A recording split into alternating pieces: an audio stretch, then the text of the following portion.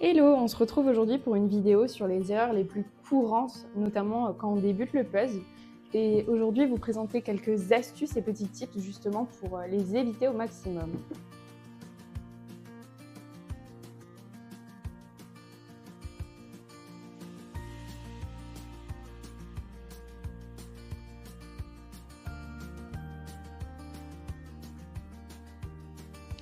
L'erreur numéro 1, c'est de se lancer sans trier les pièces. On pense gagner du temps, mais en réalité, on s'y perd. Le bon réflexe, c'est de commencer par isoler les bords et les grandes zones de couleur.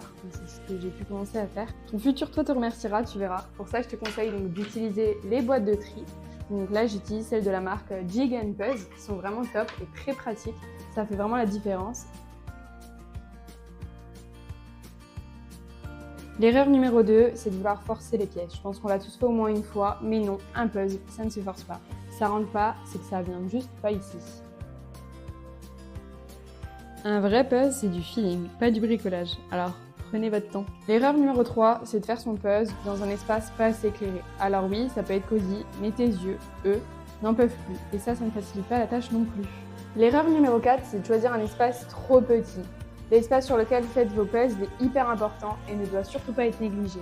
Il est temps d'investir dans un tapis de puzzle et j'ai choisi un Jig & Puzzle et vous pouvez faire des puzzles de 300 pièces jusqu'à 1000 pièces.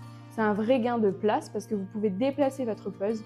En plus de ça, ça protège les pièces. Ça rend d'autant plus agréable la session de puzzle. L'erreur numéro 5, c'est de se lancer directement dans un 1000 pièces ultra détaillé. Donc là par exemple, c'est un 1000 pièces de Bluebird Christmas in Paris, il est très beau, mais les détails sont au rendez-vous. Il est donc préférable de commencer pas à pas et doucement avec un petit puzzle de 500 pièces et de monter ensuite en difficulté. Comme ça, vous prenez confiance petit à petit et vous verrez que vous allez progresser rapidement.